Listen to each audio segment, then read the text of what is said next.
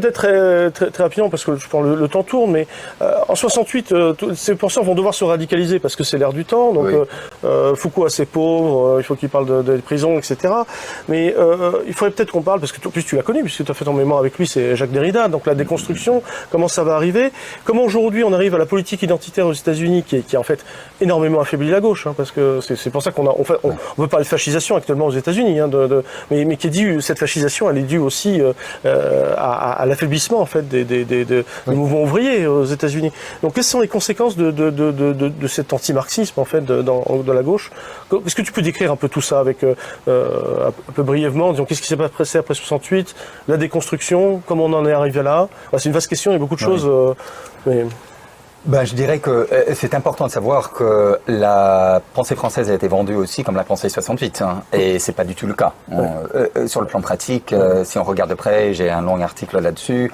En fait, la plupart des penseurs dits de 68 étaient contre le mouvement ouvrier, ça c'est clair et net, mais ils étaient également assez suspects à l'égard du mouvement des étudiants et des jeunes, mais pas pour les mêmes raisons que les marxistes à l'époque ou quelques marxistes à l'époque qui voyaient une espèce de radicalisme petit bourgeois.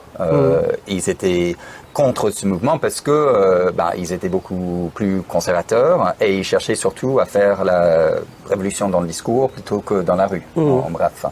Et donc, que ce soit Derrida ou Foucault ou d'autres de cette génération, de Lacan, etc.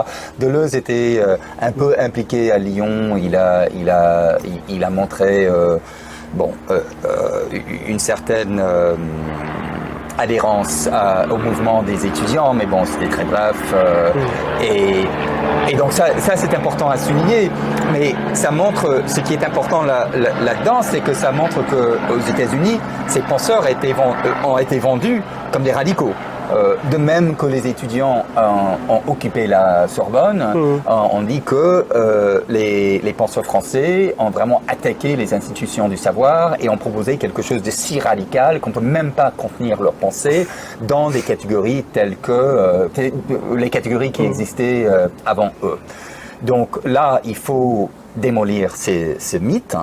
Et ensuite, également rattacher la pensée française à la politique identitaire, parce que tu as tout à fait raison que ce que la pensée française a fait outre-Atlantique, c'est que ça a donné une espèce de façade sophistiquée à la politique identitaire, c'est-à-dire la politique antidialectique, la pensée essentialiste, qui consiste à dire que le point de départ, c'est la différence, l'altérité, et que toutes ces différences, le but de respecter les différences qui sont essentialisées, c'est l'objectif principal de la politique. Et là, je crois qu'il y a une espèce de confluence d'ailleurs entre la pensée de la différence telle qu'elle a été établie en France et les intérêts de la politique identitaire aux États-Unis. La pensée de la différence ici, surtout dans la période des années 60 par exemple, 70, je crois qu'il faut reconnaître d'ailleurs qu'il s'agissait en quelque sorte... On précise, c'est Derrida. Oui, il écrit différence avec un A. Voilà, oui, c'est Derrida, mais c'est aussi Deleuze. Ça dépend de la manière dont on interprète ses auteurs. Mais Lévinas aussi, c'est un penseur de l'altérité. Lyotard, c'est le penseur du différent. Enfin, ils ont tous leurs concepts propres. Parce que finalement, il ne s'agit pas de changer le monde. Il s'agit de vendre ses concepts. C'est ça l'objectif principal.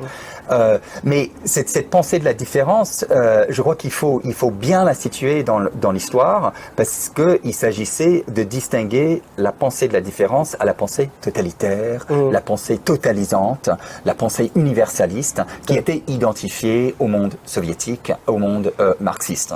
Et à Hegel aussi. Hegel, c'est la bête à abattre. C'est pour ça que Deleuze parle d'anti-hégélianisme généralisé pour parler de la pensée française à cette époque. Donc, ça devient un mot de passe, en fait. Si vous critiquez Hegel, ça veut dire comme tu dis, c'était l'opportunisme. C'est ce qu'il faut pour, au bout d'un moment, c'est une question de politesse. Voilà, faut être anti-hégélien. Sinon, ça fonctionne pas. Voilà, et du coup, anti-marxiste. Donc, anti-marxiste, c'est ça. Mais c'est trop vulgaire de dire